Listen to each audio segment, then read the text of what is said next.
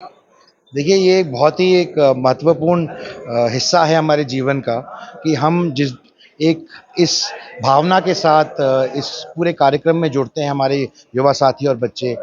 कि एक तरफ तो हमारा 15 अगस्त का कार्यक्रम भी है और एक तरफ ये फ़िटनेस से लेकर मैराथन का एक ये इस तरीके का एक सिस्टम बनाया गया है जहाँ पे सब युवा जुड़ते हैं और ये बहुत ही सक्सेसफुल महत्वपूर्ण चीज़ है जो हम सबको इसमें मिल-जुल के हिस्सा लेना चाहिए। सर, हाल ही में ओलंपिक में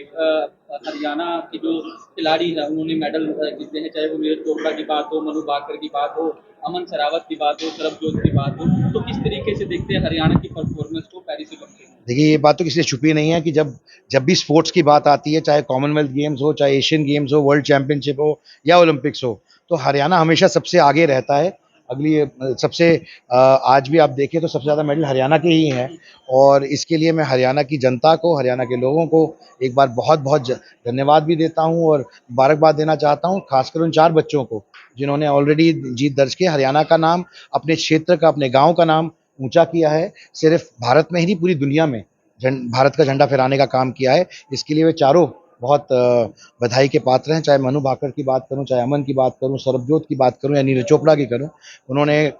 गौरवान्वित किया है पूरे हरियाणा को और पूरे देश को दुनिया के अंदर। और जो खिलाड़ी हैं उनको क्या मोटिवेशन करना चाहेंगे, किस तरीके से? देखिए, मैंने एक बात सदन में भी कही थी, मैंने विनेश के लिए भी कहा था कि एक हमारा मेडल रह गया वहाँ पर और मैंने ये भी कहा था कि हमारे बच्चों में प्रतिभा की कोई कमी नहीं है, क्षमता की कोई कमी नहीं है और हरियाणा के बच्चों ने बार-बार ये बात दिखाई है और हरियाणा के बच्चे पूरे भारत के लिए एक रोल मॉडल के तौर पर उभर के निकले हैं और मैं समझता हूँ कि पूरा देश हरियाणा के बच्चों से, स्पोर्ट्स पर्सन से प्रेरणा लेगा, वो प्रेरणा के स्रोत बनेंगे और ये कहीं न कहीं इसका श्रेय हमारे देश के प्रधानमंत्री को भी जाता है और हमारी हरियाणा की मिट्टी को भी जाता है कि हमारे यहाँ की मिट्टी के अंदर ही कुछ ऐसा है, मिट्टी की तासीर के अंदर ही कुछ ऐसा है कि स्पोर्ट्समैन अपने आप ही उभर के निकलता है। कार्तिका जी, विनेश फोगाट को लेकर जो विपक्ष काफी सरकार पर आरोप लगा रहा है, क्या कहना चाहिए? देखिए, वो हमारे देश की बेटी है और हमारे देश का नेतृत्व कर रही थी वहाँ पर। मैं मानता हूँ कि ऐसे विषय के ऊपर राजनीतिकरण नहीं होना चाहिए और हमें सबको, चाहे किसी भी पार्टी के हों, सबसे अलग उठ के एक होकर बाज़ देश की आवाज़ उठानी चाहिए, जो कि वहाँ उठाई जा रही है माननीय हरीश साल्वे द्वारा और मेरा ऐसा मानना है कि जो सही है, उसके साथ पूरा देश खड़ा होता है और हम पूरी भारत की भावना है कि विनेश को मेडल मिलना चाहिए था और शायद इसीलिए हरियाणा सरकार ने ऑलरेडी घोषणा भी की है कि मेडल के की जो फैसिलिटी मिलती है, वो सारी विनेश को मिलेगी। हमारे मन में विनेश जीत गई है। आज हर घर तिरंगा अभियान की शुरुआत की जा रही है, तो तमाम लोगों से क्या अपील है? तमाम लोगों से यही अपील है कि ज़्यादा से ज़्यादा संख्या के अंदर इस कार्यक्रम के अंदर शिरकत करें और इस कार्यक्रम का हिस्सा बनें ताकि ये जो एक